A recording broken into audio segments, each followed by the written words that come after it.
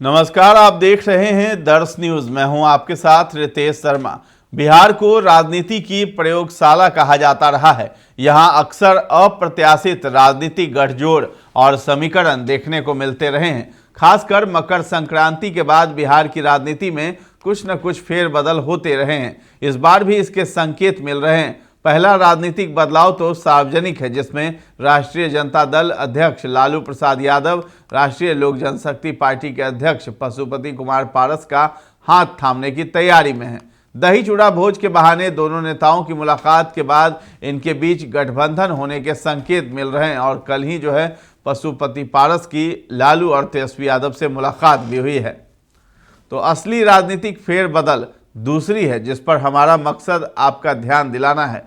मकर संक्रांति के बाद यानी खरमास खत्म होते ही लोक जनशक्ति पार्टी रामविलास के अध्यक्ष और केंद्रीय मंत्री चिराग पासवान ने एक निजी टीवी चैनल को इंटरव्यू दिया था। इस इंटरव्यू में चिराग की ओर से कही गई बातों पर गौर करें तो ऐसा लगता है कि उनके और नए नए राजनीति में आए प्रशांत किशोर के बीच कोई अंडर टेबल डील हो रही है।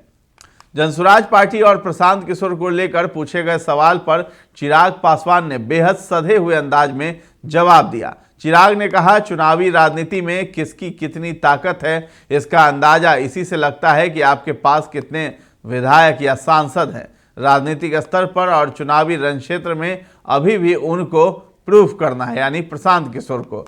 मुझे नहीं पता कि वो उसमें कितना खरा उतरेंगे। उपचुनाव में उन्होंने जरूर प्रयास किया, वो सफलता उनको नहीं मिली। चिराग ने आगे कहा कि प्रशांत जी मेरे पुराने मित्र हैं। इतना मैं जरूर मानता हूं कि वो भी एक नई सोच के साथ बिहार को एक बदलाव की दिशा में लेकर जाना चाहते हैं, जिसका मैं जरूर सम्मान करता हूं। भविष्य के गर्भ में उनके लिए क्या है क्या नहीं ये मुझे नहीं पता, लेकिन ये जरूर है कि वो एक नई सोच के साथ आए हैं। कम से कम वो जात पात धर्म मजहब से उठकर कोई सामने आता है तो उसका स्वागत करते हैं। इसके साथ ही चिराग ने कहा है कि माई समीकरण ने दशकों तक हमारे प्रदेश को जातीयता और सांप्रदायिकता में बांटने का काम किया। मैं भी अपने माई समीकरण की बात करता हूं, जिसमें एम का मतलब महिला और वाई का अर्थ युवा है। मैंने लोकसभा चुनाव में उसे प्रमाणित करके भी दिखाया है। 5 लोकसभा सीटों में 4 युवा, 1 महिला युवा और 2 महिलाओं को टिकट दिया है। इसके साथ ही आपको बता दें कि पिछले 10 साल की राजनीति देखें तो चिराग पासवान हमेशा पीएम मोदी के प्रति समर्पण को दर्शाने के प्रयास में होते हैं। यही वजह है कि 2020 के बिहार विधानसभा चुनाव में एनडीए से अलग होने के बाद भी चिराग पासवान ने खुद को पीएम नरेंद्र मोदी का हनुमान बता दिया था। मोदी के हनुमान वाले बयान पर उनसे सवाल पूछा गया तो पहली बार ऐसा लगा कि वो इससे बाहर निकलना चाहते हैं। चिराग ने कहा है कि 2020 का बिहार विधानसभा चुनाव मैं अकेले लड़ रहा था। मतभेद की वजह से मैंने जेडीयू के सामने अपने प्रत्याशी उतारे थे। हालांकि बीजेपी का मैं समर्थन कर रहा था। उस वक्त कहा गया था कि मैं प्रधानमंत्री की तस्वीर का इस्तेमाल कहीं भी प्रचार में नहीं कर सकता हूं। जब 2-3 बार यही बात पूछी गई तो उस वक्त आया तो फिल्मों के बैकग्राउंड से ही तो कहीं ना कहीं वो डायलॉगबाजी चलती है मन में। उस वक्त बोलते बोलते थोड़ा नाटकीय होते हुए बोल दिया था कि मुझे प्रधानमंत्री की तस्वीर होर्डिंग्स पर लगाने की ज़रूरत नहीं है, वो मेरे दिल में बसते हैं। ज़रूरत हुई तो दिल चीर कर दिखा दूंगा। उसी बात को लोगों ने हनुमान से जोड़ा।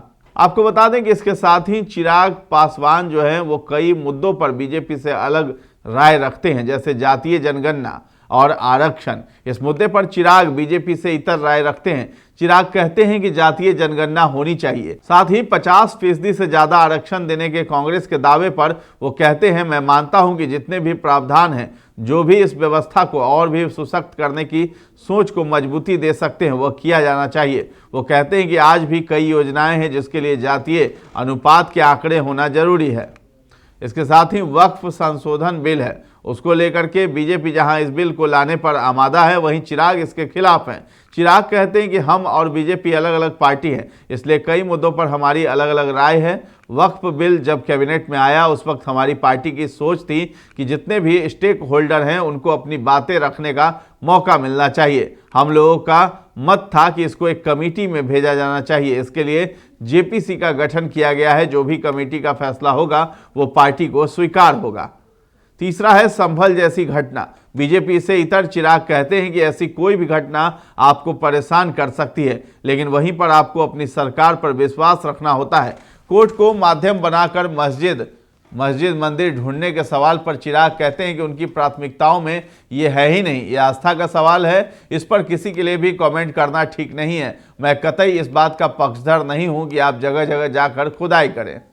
यूनिफॉर्म सिविल कोड, गृह मंत्री अमित शाह खुद कह चुके हैं कि वो इसे देश भर में लागू करके रहेंगे। वहीं चिराग पासवान इसके खिलाफ में हैं, वो इस पर कुछ भी खुलकर बोलने से बचते रहे हैं। तेजस्वी की शिक्षा, बिहार विधानसभा में नेता प्रतिपक्ष तेजस्वी यादव की शिक्षा को लेकर बीजेपी, जेडीयू और प्रशांत किशोर लगातार आक्रामक हैं, लेकिन चिराग की इस पर अलग राय है। चिराग कहते हैं कि एजुकेशन जरूर मायने रखती है, लेकिन आपकी नीति, आपकी सोच, आपके विचार, आपके फैसले आपके व्यक्तित्व को प्रस्तुत करते हैं। मैं कतई किसी के ऊपर व्यक्तिगत टिप्पणी का पक्षधर नहीं हूं। कौन कितना पढ़ा लिखा है इस पर उनका मूल्यांकन करने के बजाय नेता प्रतिपक्ष के तौर पर करें। उप मुख्यमंत्री के तौर पर उनकी भूमिका कैसी रही, मूल्यांकन इस पर होनी चाहिए। तो चिराग 2030 की तैयारी कर रहे हैं। बिहार की मौजूदा राजनीति को देखें तो सबकी नजरें इस बात पर टिकी है कि नीतीश कुमार जब राजनीति से रिटायरमेंट लेंगे तो उनकी जगह कौन होगा। नीतीश ने अपना राजनीतिक उत्तराधिकारी नहीं तैयार किया है। ऐसे में उम्मीद की जा रही है कि उनकी पार्टी के बिखरने के आसार हैं। नीतीश कुमार के रिटायरमेंट के बाद खाली होने वाले स्पेस पर सभी की नजरें हैं। उसी में प्रशांत किशोर और चिराग पासवान भी नजर आते हैं। चिराग ने टीवी इंटरव्यू में कहा है कि वो 2030 में बिहार विधानसभा का चुनाव लड़ेंगे। वहीं प्रशांत किशोर भी कह चुके हैं कि अगर उन्हें 2025 के चुनाव में सफलता नहीं मिली तो वो 2030 की तैयारी करेंगे। इसके अलावा बीपीएससी अभ्यर्थियों के मुद्दे पर चिराग पासवान ने जिस तरह से प्रशांत किशोर का समर्थन किया है वो भी गौर करने वाली बात है। तो चिराग के हालिया रवैये को देखकर ऐसा लग रहा है कि वो प्रशांत किशोर की ताकत की थाह ले रहे हैं। 2020 के बिहार विधानसभा चुनाव में अकेले लड़कर चिराग समझ चुके हैं कि बिना किसी के सहयोग के वो बिहार की राजनीति में धाक नहीं जमा पाएंगे। जहां तक बीजेपी का सवाल है तो बिहार में उनके पास कोई चेहरा नहीं है। ऐसे में उनके सामने नीतीश कुमार के चेहरे की जगह फील करना आसान नहीं होगा। चिराग के हालिया बयानों को देखकर अनुमान लगाया जा सकता है कि प्रशांत किशोर के साथ वो नई राजनीतिक गठजोड़ बनाकर नीतीश कुमार की जगह लेने की कोशिश करें तो इसमें किसी को अतिशयोक्ति नहीं हो सकती है। तो फिलहाल इस खबर में इतना ही है। दर्श न्यूज के साथ बने रहें और अभी तक हमारे चैनल को आपने सब्सक्राइब नहीं किया है तो जरूर कर लें। धन्यवाद।